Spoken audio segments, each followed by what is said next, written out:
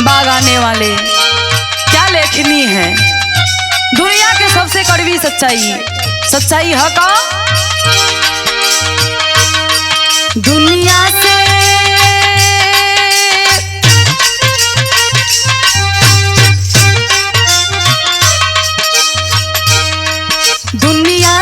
जाने वाले जाने चले जाते हैं कहाँ।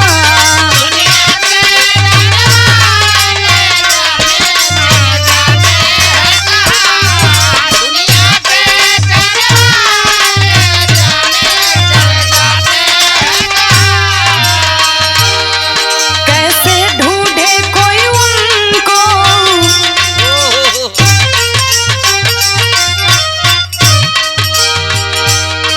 कैसे ढूंढे कोई उनको, नहीं है कदमों के निशान।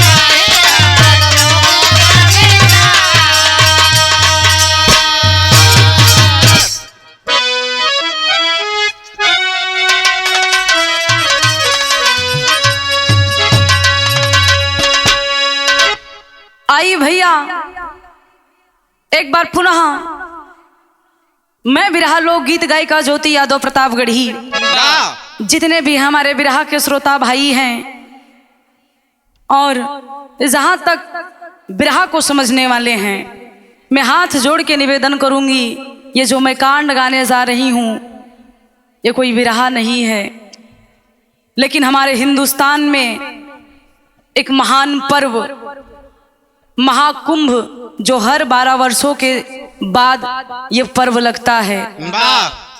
कितने लोगों के दिल में ये श्रद्धा रही, ये लालसा रही कि महाकुंभ में प्रयागराज की ऐतिहासिक धरती पे चलकर हम लोग स्नान करेंगे। विश्व स्तर के लोग इस प्रयागराज की पावन सरजमी पर आए, एक उम्मीद और आशा, एक भक्ति का भाव लेके।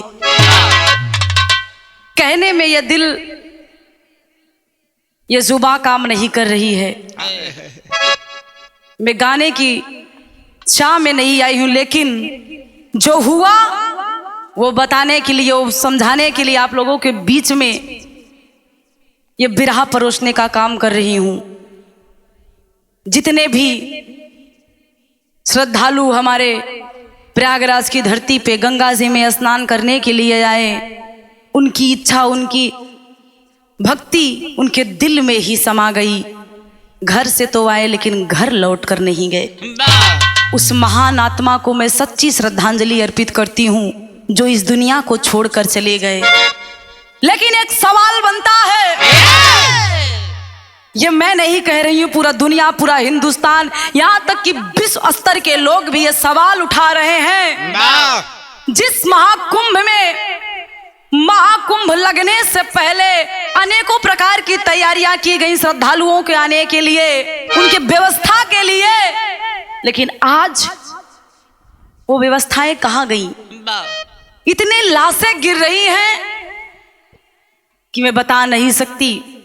मीडिया भी छुपा रही है कि कितने लाशें अभी तक प्रयागराज की धरती पे समा गई, जिसकी कुछ लाशें सोशल मीडिया के माध्यम से लोगों ने बताया, पत्रिका के माध्यम से, मीडिया के माध्यम से, बड़े बड़े चैनलों के माध्यम से खबर निकल करके आई कि 30 लोगों की मौत हुई। लेकिन सोचने वाली बात है बाबूजी, एक मैं बहुत ही कड़वी सच्चाई अपने बिरहा के माध्यम से आप लोगों को बताना चाहूंगी कि ये तो आपने सिर्फ संगम की स्थितियों को बताया, संगम पे पड़ी लाशों को गिनाया। 1 घंटे में 1.5 करोड़ श्रद्धालु स्नान किए, आपने 1 घंटे में रिपोर्ट दे दिया। कितने लोग इस दुनिया को छोड़कर चले गए, ये आज तक किसी न्यूज वाले ने, किसी पत्रिका के माध्यम से किसी ने भी आंकड़ा नहीं लगा पाया। लेकिन पूरी सच्चाई को लेकर मैं अपने बिरहा में आप लोगों के सामने उपस्थित हो रही हूं। इस बिरहा को आप लोग सुनिएगा और समझिएगा आखिरकार इसमें सच्चाई है क्या। 4 लाइन भूमिका में कहना बा गुरुजी।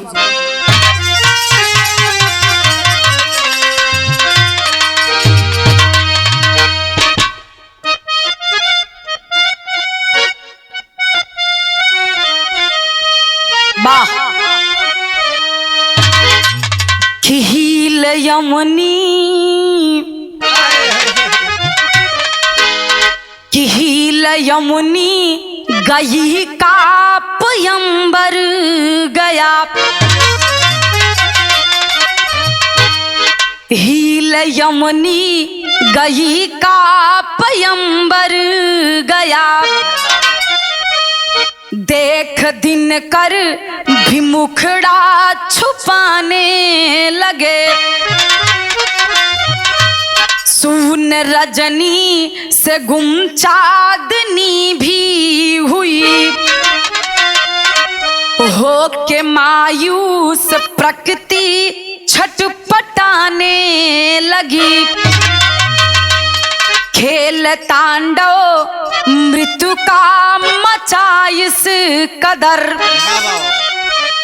किस तरह से कहूँ है समझ के परे।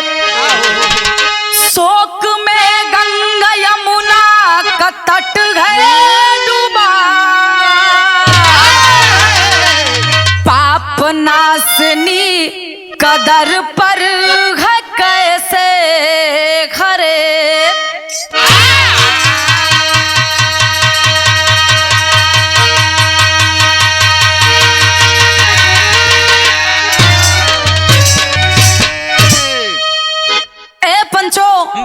ये जो हादसा हुआ है ये आज नहीं, आज से कई वर्षों पहले जब महाकुंभ लगा ये हादसा हुआ। ये पहली बार नहीं है, लेकिन इतना कभी नहीं हुआ जितना इस वर्ष प्रयागराज की ऐतिहासिक धरती पर हुआ है। ये प्रशासन की कमी है कि शासन की कमी है कि वहां के लोगों की कमी है, ये पूरा सच्चाई मैं आप लोगों को बिरहा के माध्यम से बताऊंगी। ए बाबू, बिरहा में एक लाइन के गजल के नमूना है।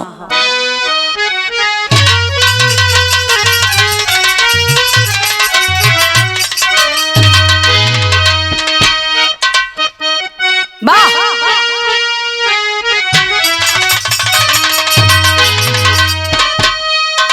अरे नकाबे हुस्न मुसलसल उठाई जाती है।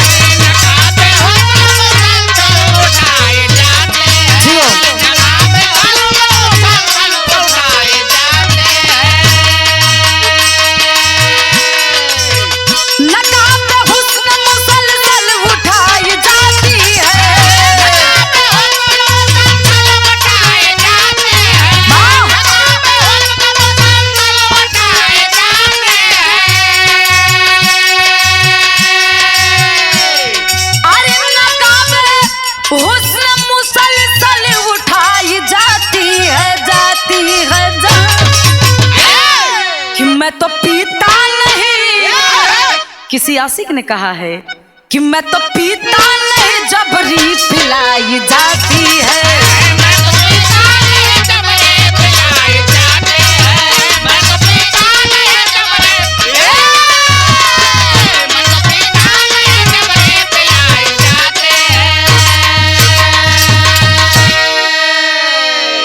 लेकिन गौर करिएगा, हमरे कवि जी कितनी बढ़िया लाइन लिखत हुवन।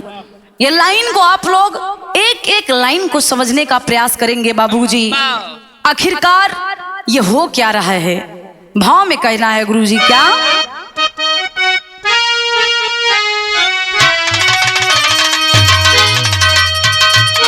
कि जगत में पाप नासनी जो कही जाती है।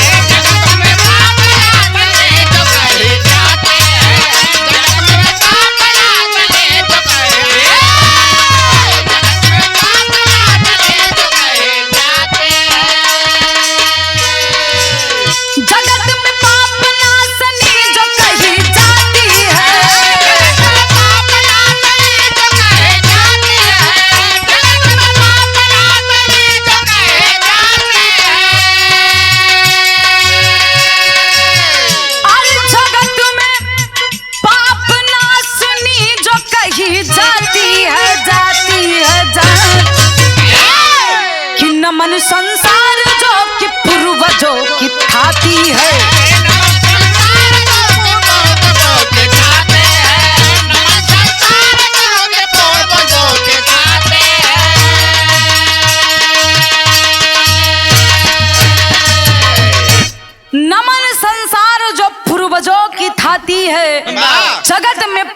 नाशनी जो कही जाती है, लेकिन वही पाप नाशनी गंगा में डुबकी लगौला के बाद कोनो परिवार के माई, कोनो परिवार के मुखिया, कोनो बेटा के माई, कोनो माई के बेटा, कोनो पत्नी के पति, कोनो पति के पत्नी वही पाप नाशनी गंगा में डुबकी लगौलन, लेकिन लगा के वापिस ना ले। कहानी के शुरुआत बा गुरुजी सर में कहना हो।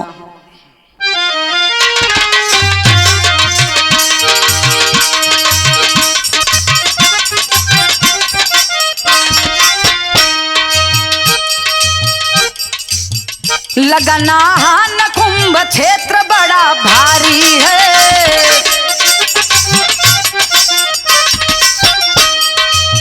लिए उल्लास आए देश के नर नारी है।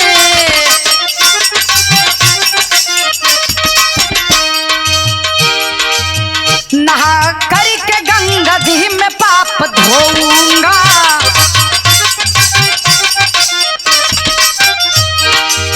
सफल जीवन बनी मौका ऐसा खोऊंगा।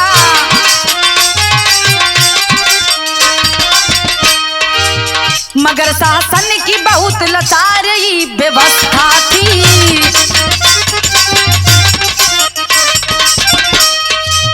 दिखावापन पर भी तो भारी हाल खस्ता थी।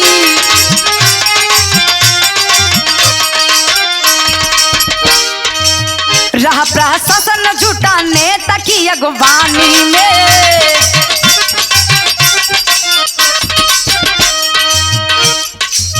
तनिक ना चूका होता उनकी में जबानी में।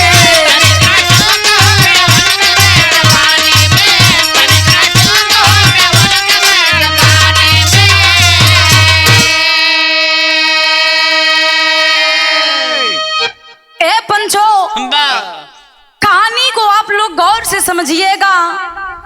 महापर्व महाकुंभ आयोजित हुआ 12 सालों के बाद प्रयागराज की ऐतिहासिक धरती पे, जहां पाप नाशनी गंगा, लोगों को विश्वास है कि उसमें गंगा में जी में डुबकी लगाएंगे तो पाप मेरा धुल जाएगा। ये 12 सालों के बाद जो पर्व लगा, ये हमारे हिंदुस्तान के लोग ही नहीं बल्कि विदेशों से चलकर इस पर्व को, इस संगम में डुबकी लगाने के लिए आए। शासन प्रशासन की अपार व्यवस्था के बावजूद ये दर्दनाक कांड, दर्दनाक घटना इस कुंभ में घटित हुआ। क्यों?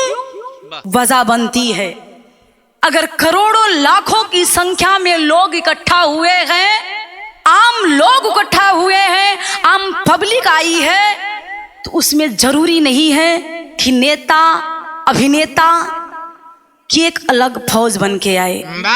आ रही है तो आप श्रद्धालुओं के साथ डुबकी लगाइए। कहीं ना कहीं ये भी एक वजह बन रही है, क्योंकि जिस दिन मौनी अमावस्या थी उसके 2 दिन पहले, 1 दिन पहले हमारे तमाम वीवीआईपी लोग, वीआईपी लोग संगम में डुबकी लगाने के लिए आए। वजह यह बनी कि जितने भी प्रशासन के वहां पे लोग थे वो वीआईपी लोगों के देख रेख में इतना व्यस्त हो गए, वो ये शायद भूल गए कि हमारे भरोसे आम पब्लिक भी आई है। ये मैं नहीं कह रही हूं, ये सोशल मीडिया बता रही, ये पत्रिका बता रही, वहां पे गए बड़े बड़े चैनल वाले बता रहे हैं। ए भैया, वजह औरी बनता का बनी बिरहा आप लोग सुना, पूरी सच्चाई हम बतावे चलत बानी। एक लाइन के तरह गुरु जी।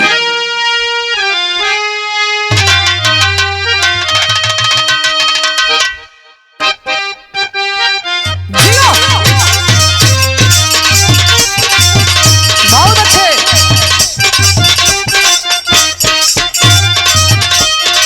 बड़ी पुरान तरस के नमूना बा, बड़ी पुरान चीज है गुरु जी। कोनो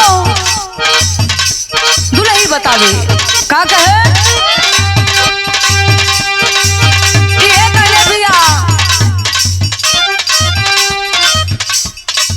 आखी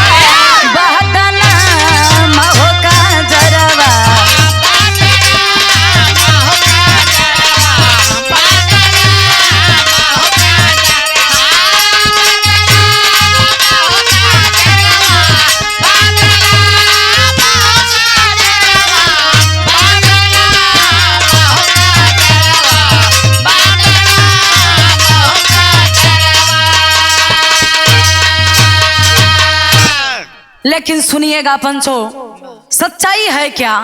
देश विदेश के लोग आए हैं, वो अपने बलबूते नहीं आए हैं। उनको पता है 100% गारंटी के साथ कि यहाँ की शासन व्यवस्था, यहाँ की प्रशासन व्यवस्था हम लोगों की रक्षा करेगी। लेकिन वाह, नजारा कुछ अलगे ही बा। नजारा बा का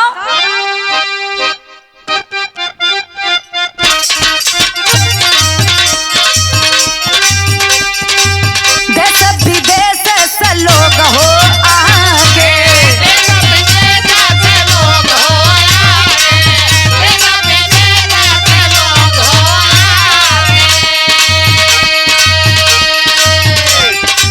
रेती में बैठे हो डेरा जमा के,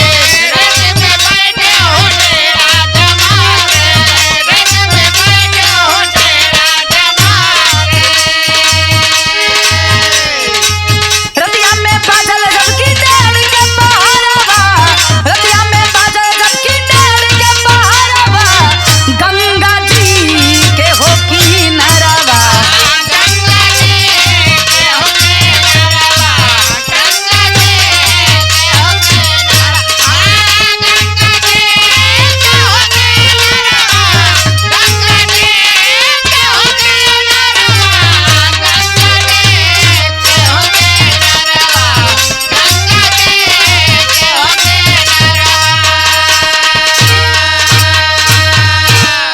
बताया गया कि 28 तारीख को रात्रि में 1:30 बज रहे हैं। आम जनता बैरिगेटिंग के कारण आगे जाने का रास्ता नहीं है। ये सोचकर कि सुबह होगा, ये बैरिगेटिंग हटेगा, पुल खुलेगा तो हम लोग चल के स्नान करेंगे। मौनी अमावस्या के दिन 1:30 बज रहे हैं रात में पंचो, किसी को पता नहीं है।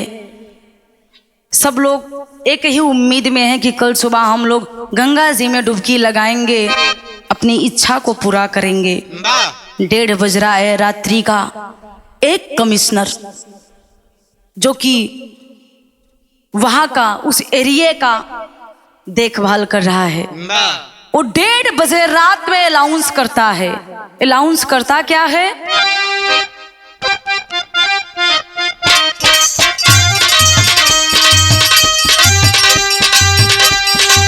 बोले कमिश्नर हो भूप उठा के,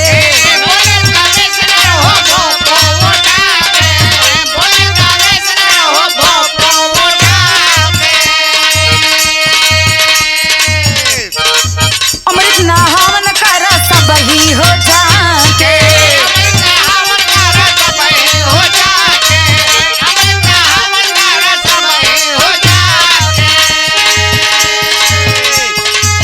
नहीं ता भगदड़ होई बहुत करारवा, नहीं ता भगदड़ होई बहुत करारवा, गंगा जी के हो की नरवा,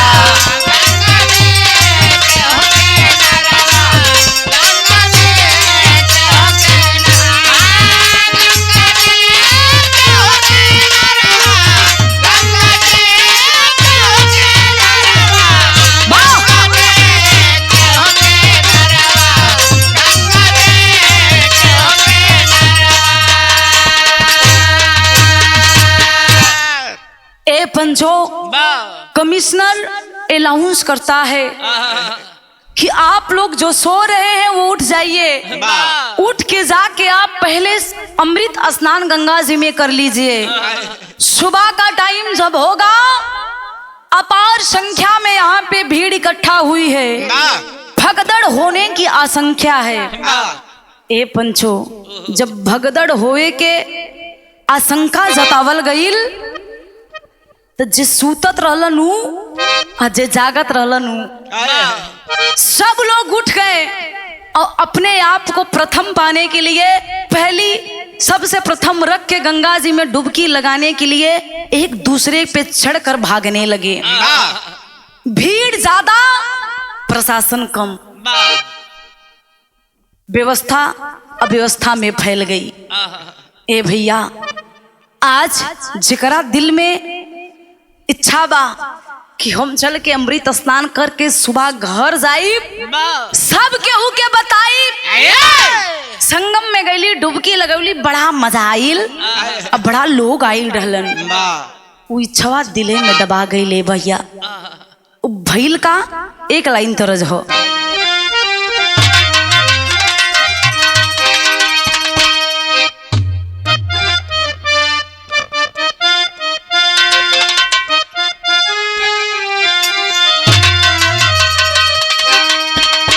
कि मोरी बेनिया बेनिया मोरी बेनिया के रंग उड़ी जाए, सूरज मनी धीरे बुगा। मोरी बेनिया के रंग उड़ी जाए, सूरज मनी धीरे बुगा। मोरी बेनिया के रंग उड़ी जाए, सूरज मनी धीरे बुगा।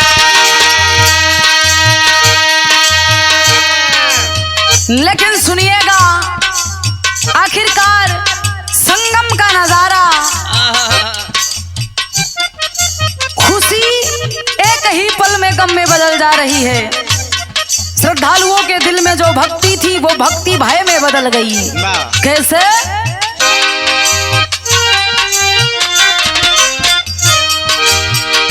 भीड़ संगम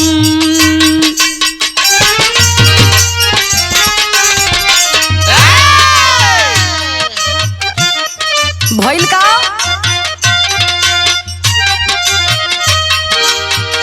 भीड़ संगम में भइली अपार, प्रशासन लाचार भइल। भीड़ संगम में भइली अपार, प्रशासन लाचार भइल। भीड़ संगम में भइली अपार, प्रशासन लाचार भइल। प्रशासन जतना रहल अव्यवस्था के संभाल ना पुलन। आखिरकार वहां पे हुआ क्या?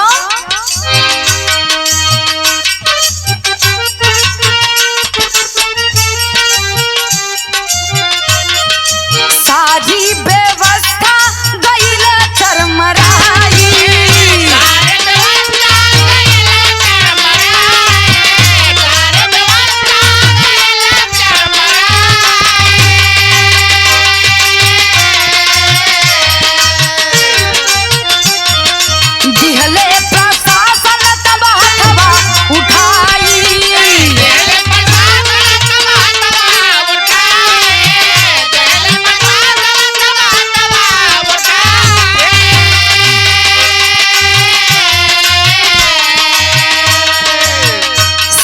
भइली सुरक्षा तार, प्रशासन लाचार भइले। सारी भइली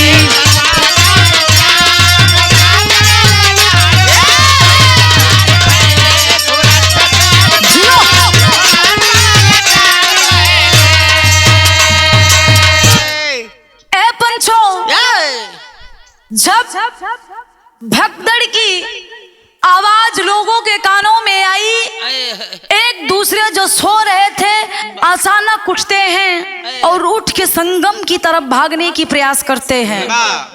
जब संगम की तरफ लोग भागने लगे तो प्रशासन उस भीड़ को संभाल नहीं पाई, अपने हाथों को खड़ा कर दिए। यहां तक कि नहीं बाबूजी, वो रस्सी जो बांध बनाया गया था, जो बैरिगेटिंग बनाई गई थी, उस बैरिगेटिंग को तोड़ा गया। पब्लिक एक दूसरे पे लोग पड़ने लगे। जब वो बैरिगेटिंग टूटा तो एक दूसरे के ऊपर जो बैठे थे वो बैठे रह गए, जो सोए थे वो सोए ही रह गए, वो कभी आज तक नहीं उठे। ए भैया, एक दूसरे के ऊपर चढ़ के जाने लगे और यहाँ तक कि रही मानवता को लोग भूल गए। सब अपनी जान को बचाने के लिए किसी की जान ले रहे थे, ये किसी को पता नहीं था। आखिरकार हुआ क्या, तेरी में कहना हो।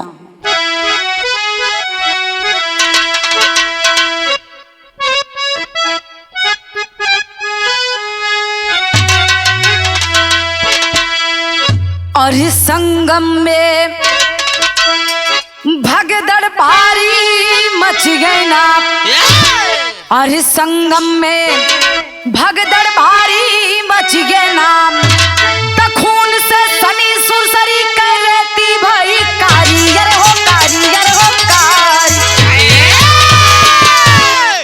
खून से सनी सुरसरी कर रहती भाई कारी, संगम में भगदड़ भारी मच गए ना।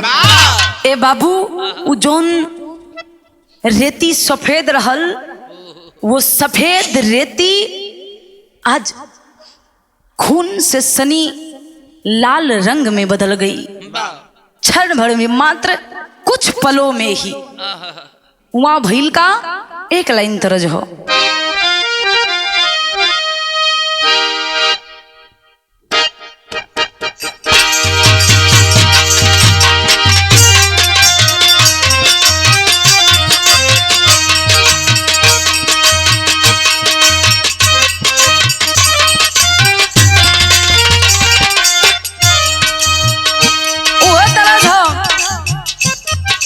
बाबू दरोगा जी,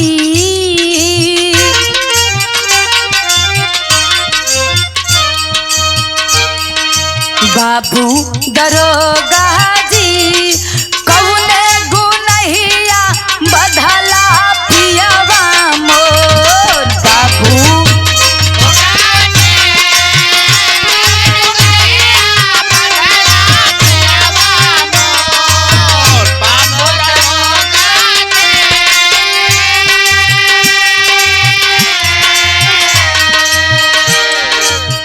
सुनिएगा बाबूजी, आज उसी संगम की धरती पर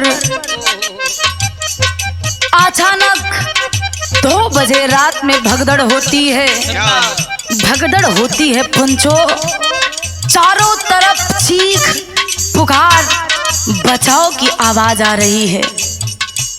एक दूसरे अपनी जान को बचाने के लिए चिल्ला रहे हैं, प्रशासन को आवाज लगा रहे हैं, लेकिन होता क्या है,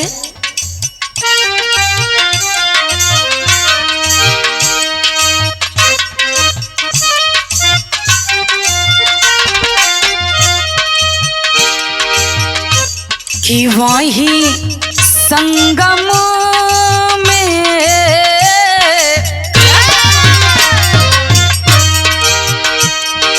वही संगम में चारू ओरिया मच गए चीख पुकार, वही संगम में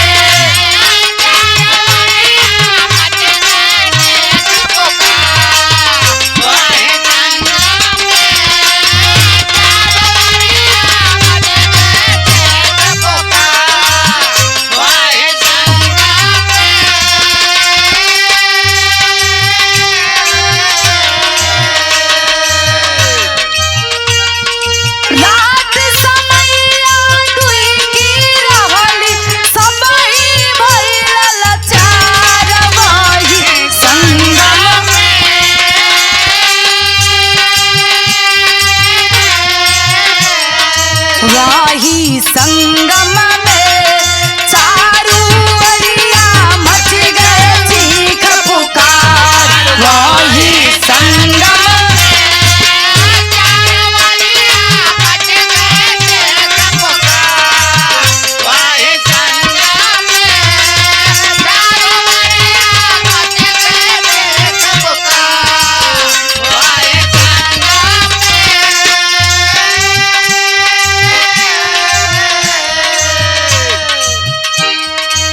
सुनिएगा बाबूजी, जिस प्रयागराज संगम को कुंभ लगने से पहले, महाकुंभ लगने से पहले आज कई महीनों पहले से तैयारियां हो रही हैं, 40 करोड़ का एस्टीमेट बना, क्या उसी महाकुंभ में, उसी प्रयागराज की धरती पे इतने प्रशासन, इतने सुरक्षाकर्मी, इतनी व्यवस्था के बावजूद ये दर्दनाक घटना घट रही है? सोचने वाली बात है बाबूजी, कहना पड़ा क्या?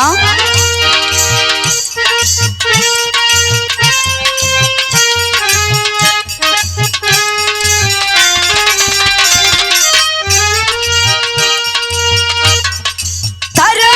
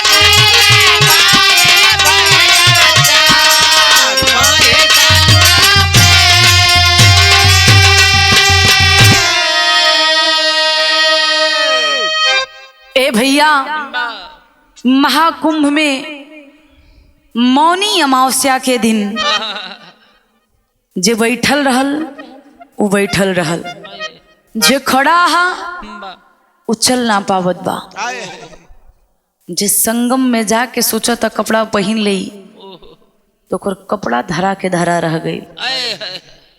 अपार संख्या में भीड़, एक दूसरे के ऊपर चढ़ के लोग आगे बढ़ रहे हैं। रीजन है क्या? आने जाने की जो व्यवस्था थी वो एक थी, जिस तरफ से लोग आते थे उसी तरफ से लोग लौटते थे।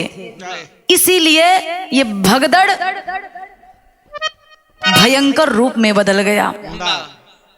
और वो भगदड़ में ये भैया कई परिवार के घर की खुशियां चली गई। किसी की मां गई, किसी की बहन गई, किसी का सुहाग गया, किसी का आंचल सोना हुआ। ऐसे ऐसे कितने परिवार आए जिसके परिवार में मात्र एक इंसान बचा, पूरा परिवार खत्म हो गया। कौन जिम्मेदार है? प्रशासन है कि शासन है कि आला अधिकारी बैठे हैं जो जिम्मेदारी ले रहे हैं, जो ताल ठोक रहे हैं कि मैंने कुंभ में, महाकुंभ में तमाम प्रकार की व्यवस्थाएं दी हैं। क्या यही आपकी व्यवस्था है? ये कोई चर्चा का विषय नहीं है। ये आज पूरा भारत देश के लिए एक शर्म की बात है। जो विदेश से चलकर अपने देश में आए हैं वो क्या सोचेंगे कि कैसी सरकार है, कैसी व्यवस्था है, कैसे लोग हैं यहाँ। ए भैया कहानी मिलता गुरुजी विदेशिया में कहना बा।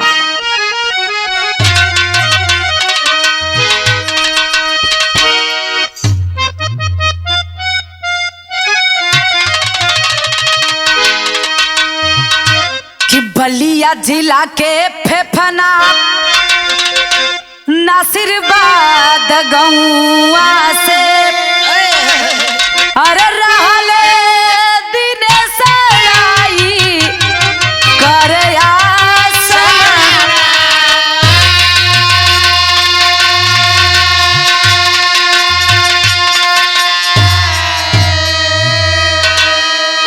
कि सथवा में नारी री नाम माइली ला देवी रहली अरे बिटिया चंदनिया सी रोशनी थानमा।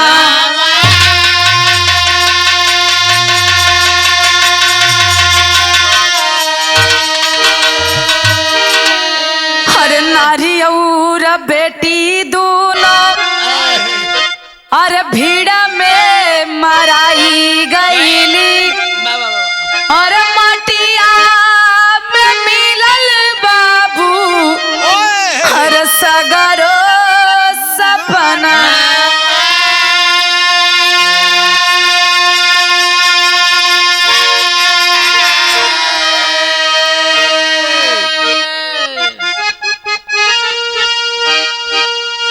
अरे नारी और बेटी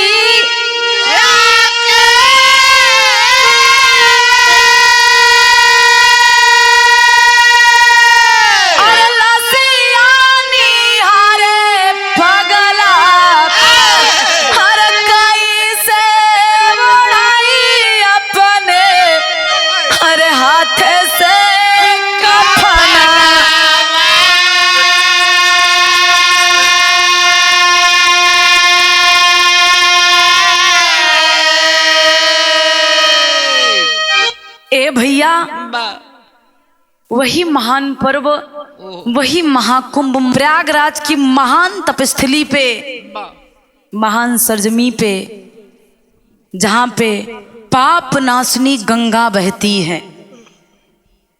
आज वो पाप नाशनी गंगा भी इतने इतने लाशों को अपने आंचल में छिपा ली है कि गंगा मैया भी सोच रही होंगी कि कैसा जमाना है, कैसे लोग हैं। ए भैया वही धरती पे संगम में आया एक परिवार। बलिया जिला के फेफना नसीरवाद गांव से एक परिवार आई, जो ने परिवार के मुखिया दिनेश नाम बतावल गई भैया। दिनेश के पत्नी जेकर नाम रीना बतावल गई, और रीना के छोट बिटिया जेकर नाम रोशनी, और दिनेश के माई जेकर नाम लीला देवी बतावल गई। बड़ा खुश परिवार हो, खुशी अपार बाप कि हम लोग स्नान करने आए हैं। हम लोगों का सौभाग्य है कि 12 सालों के बाद लगा ये महान पर्व महाकुंभ में मौनी अमावस्या के दिन हम लोग डुबकी लगाएंगे। ए भैया, सपना सजावट हुवन पूरा परिवार, लेकिन जब ये भगदड़ होती है पंचो, उस भगदड़ में ये परिवार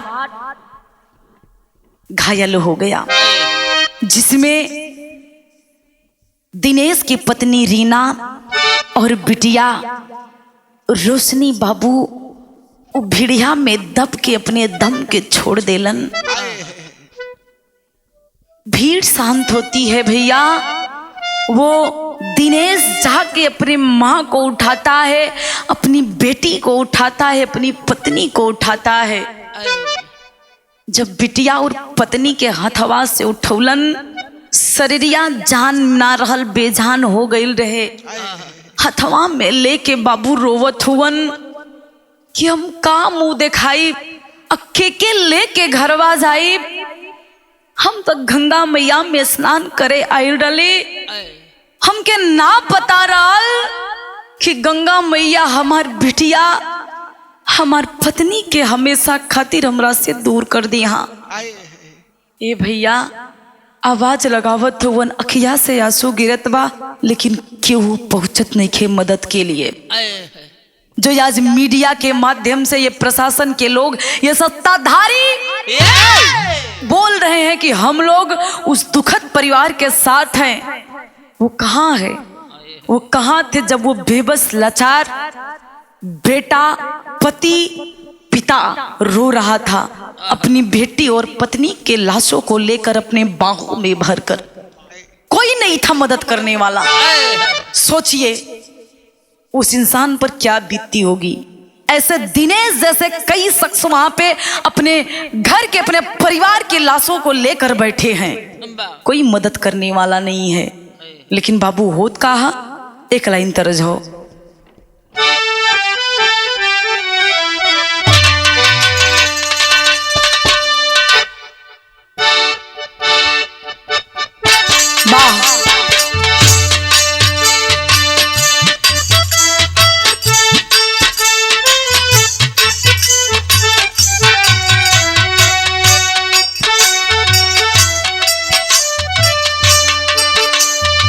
के छोड़ा गुरुजी, फर्ज पे गौर करिए। हाँ सुनिएगा बिरहा के श्रोता भाई, चाचा, दादा,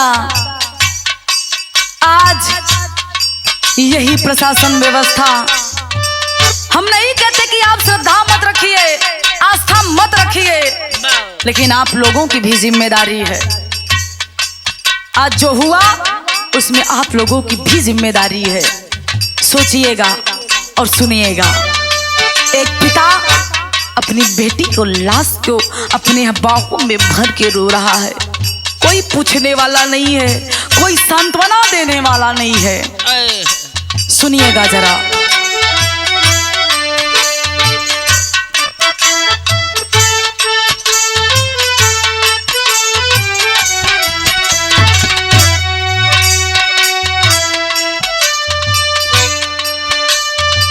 फाटई काले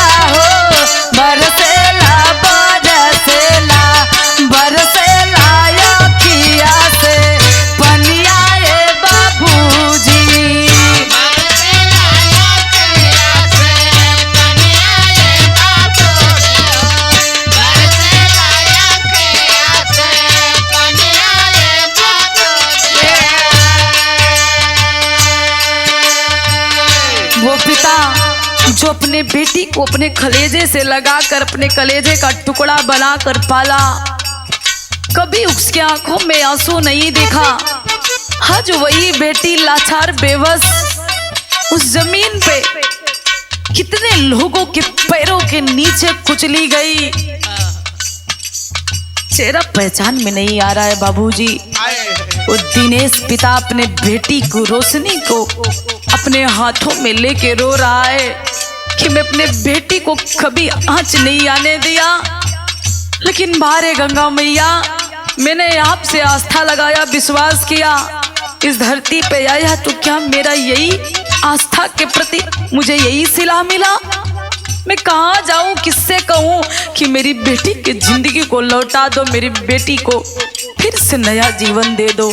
वो लाचार बेबस पिता अपने कलेजे से लगाकर बिटिया को रो रहा है और रो रो के कहता है क्या?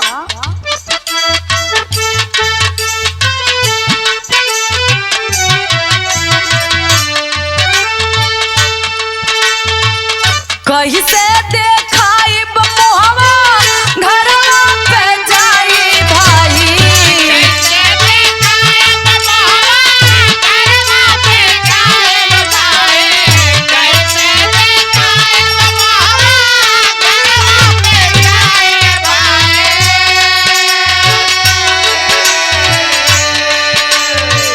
कहीं से देखाई मोहवा घरवा पे जाई भाई, दिहलू बुझाई मोरी, दिहलू बुझाई मोरी, जलता रोशनिया हो।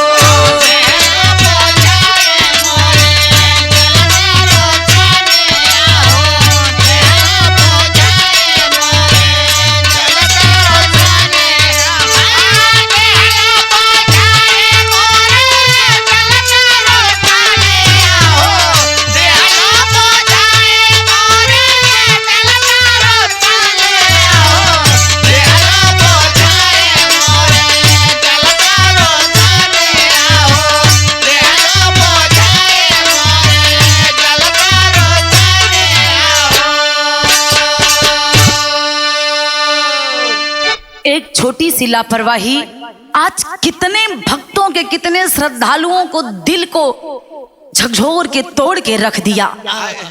एक छोटी सी लापरवाही, एक छोटी सी लापरवाही आज करोड़ों श्रद्धालुओं के दिल में जो भक्ति थी, जो श्रद्धा थी, वो टूट के बिखर गई। वो दिनेश जो एक तरफ पत्नी को लिया है, एक तरफ बेटी को, जिसमें आस्था थी, विश्वास था, टूट चुका है। गुहार लगा रहा है कि ये गंगा मैया, आप तो पाप नाशनी हैं, लेकिन हमारी ये बेटी और ये मेरी पत्नी ने क्या बिगाड़ा था जो इतना बड़ा मुझे दंड दी हो, इतना बड़ा मुझे दुख दिया है? मैंने किसी का क्या बिगाड़ा था? ए भैया, ये दिनेश नहीं कितने परिवार आज वहां पे रो रहे हैं, लेकिन एक सच्चाई जो कड़वी सच्चाई है, जिसे आज तक किसी ने नहीं दिखाया, मात्र एक पत्रकार लल्लन टॉप, जिस चैनल का नाम है लल्लन टॉप, एक मात्र इकलौता पत्रकार एक ऐसी सच्चाई को दिखाने का काम किया है जो किसी ने नहीं दिखाया। वो है क्या गुरुजी? पापट में कहना बा।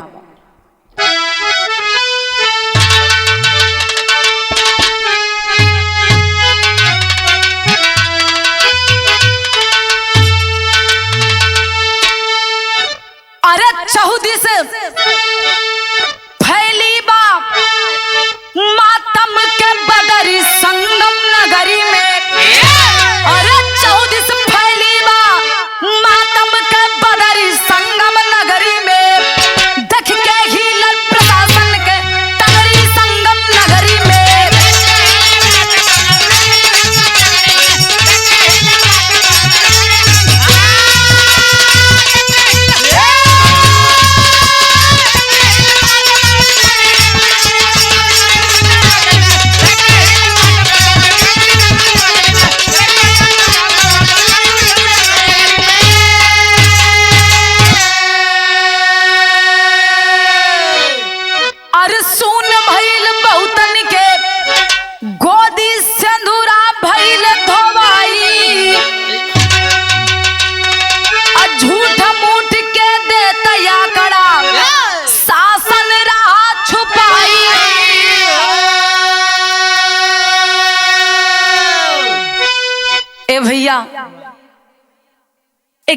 से आई औरत जो अपने पति के साथ में बड़ा उम्मीद लेके आई थी कि संगम नगरी में चल के गंगा जी में डुबकी लगाएंगे।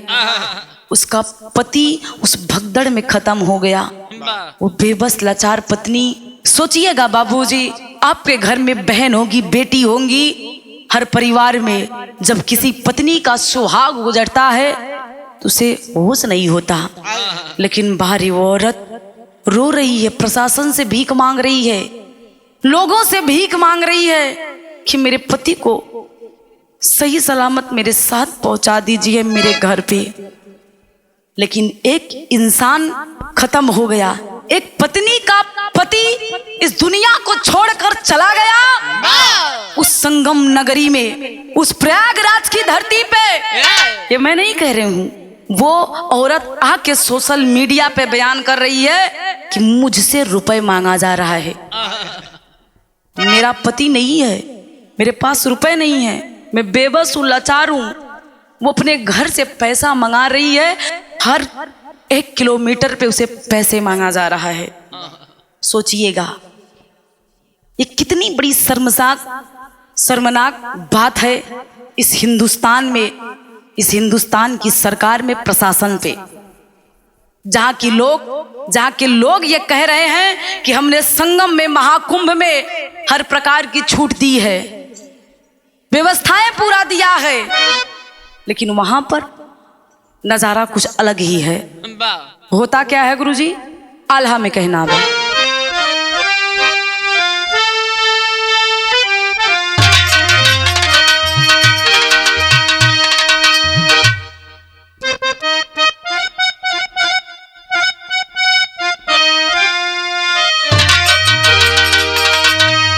कि रोवेले पखेरू जेकार,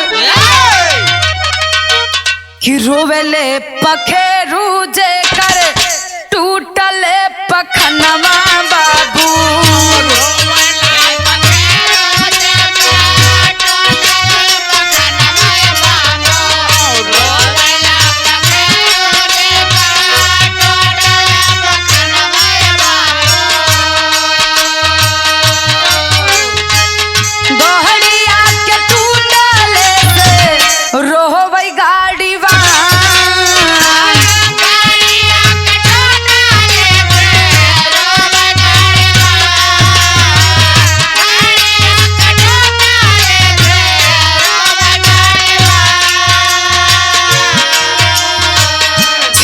ना सहारा जे कर ओ करा से पूछा भैया,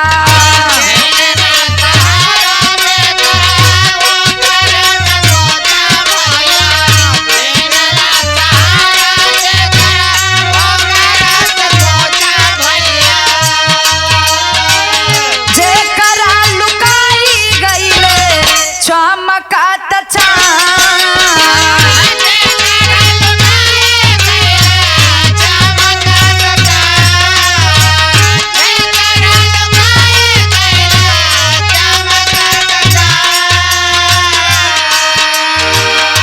सल्ली पपोती कैले बातिया छुपावे पंचो,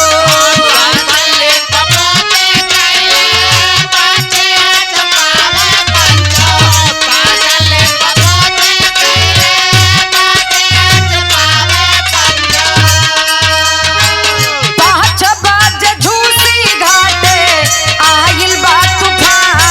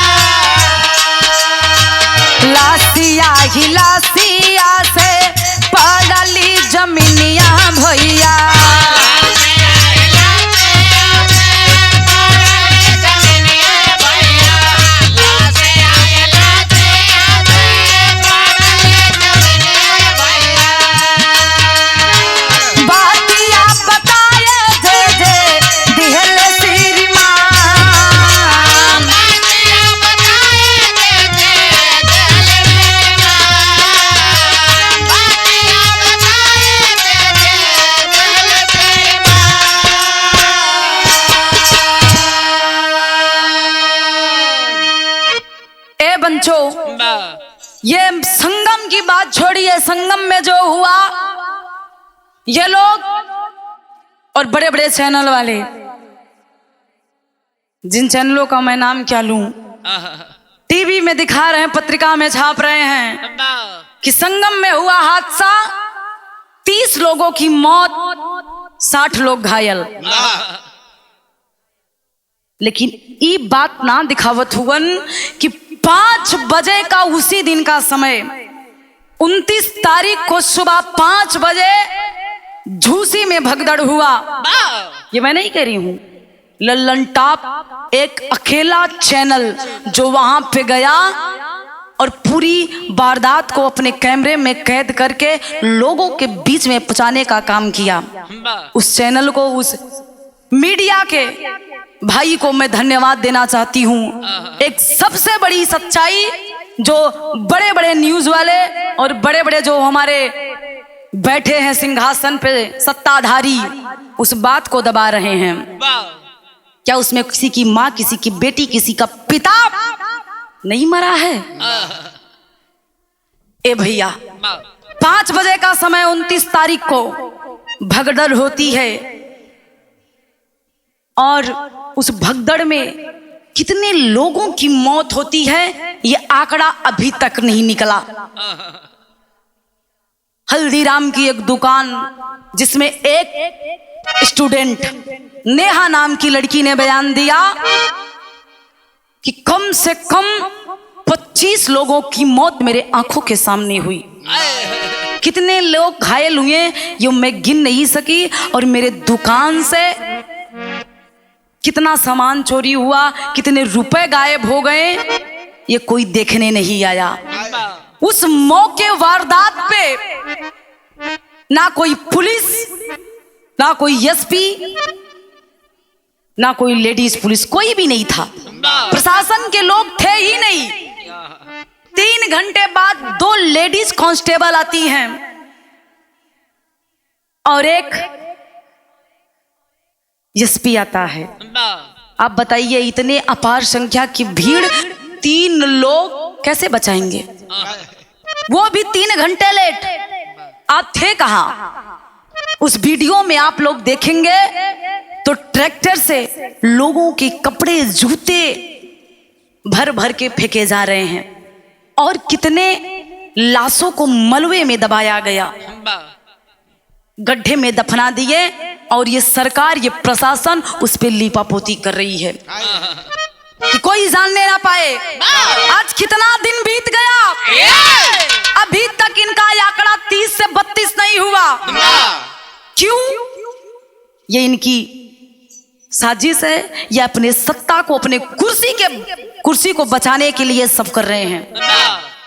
लेकिन सुनिएगा साहब, जो परिवार, जिस परिवार का खुशी चला गया, जिस बेटे का बाप चला गया, जिस पिता का बेटा चला गया, आपके दबाने से दबने वाला नहीं है। मैं विनती करती हूँ, निवेदन करती हूँ कि फैसला करिए, न्याय करिए। खड़ी में कहना वा गुरुजी।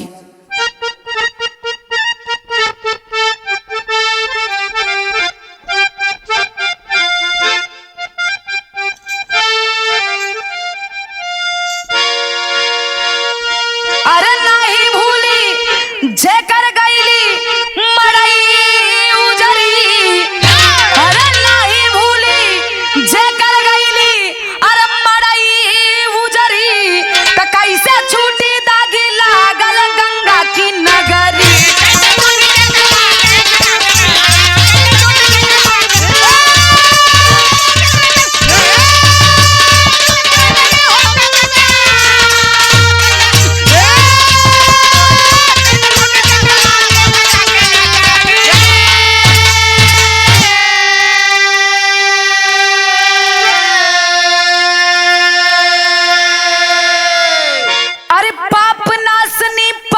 गठरी लिहालू मुड़ पे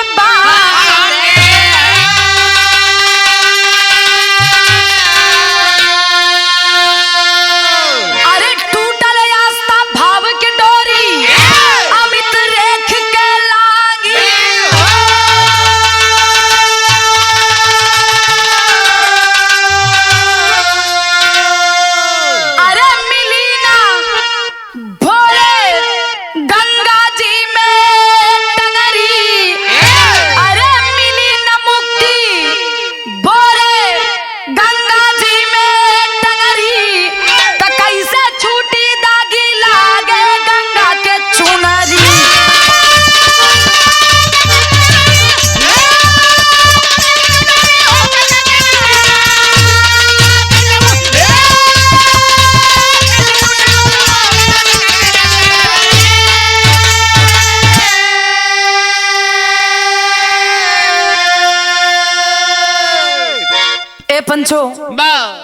आज कितने लोग अपने परिवार को खोज रहे हैं, जो अपने परिवार से बिछड़ गए हैं। आज 3 से 4 दिन बीत गया, अभी वो अपने माँ को, अपनी बहन को ढूंढ रहे हैं कि कहीं ना कहीं अगर वो जिंदा होंगी तो मिलेंगी जरूर। एक उम्मीद है, आखिरी विश्वास है। इसलिए मेरा निवेदन है लोगों से, वहाँ के सुरक्षा कर्मियों से, कि आप लोग मदद करिए उस परिवार की, और जिसके परिवार के लोग इस दुनिया को छोड़कर चले गए, आर्थिक रूप से मदद मिलनी चाहिए। अंतिम लाइन में कहना हो,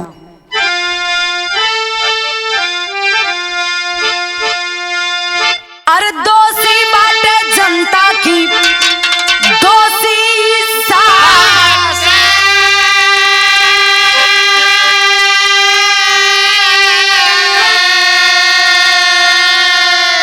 अरे दोष मारत सब एक दूजे पे, इस थिरमाई सिन्हा।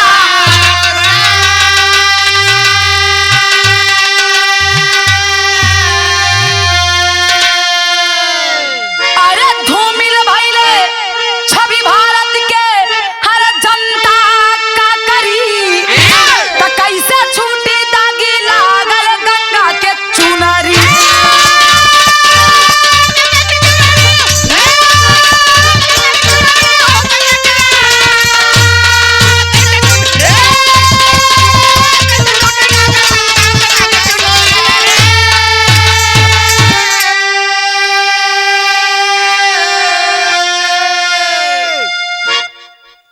ये मैं नहीं कह रही हूँ, ये मीडिया, सोशल मीडिया, पत्रिका के माध्यम से जो खबर आई है, उसके देखने के बाद, सुनने के बाद, ये मैं आप लोगों से कह रही हूँ, आप लोग विचार करिए, जनता दोषी है कि शासन दोषी है कि प्रशासन दोषी है। इस भगदड़ का, जिसमें कितने लोगों की जान गई, जिसका कोई आंकड़ा नहीं है, इसका जिम्मेदार कौन है? और जितने भी लोग इस दुनिया को छोड़कर चले गए, उनकी आत्मा को भगवान स्वर्ग में ऊंचा स्थान दे, सच्ची श्रद्धांजलि अपने गीत के माध्यम से अर्पित करती हूँ। अंतिम लाइन में गुरुजी कहना पड़ा,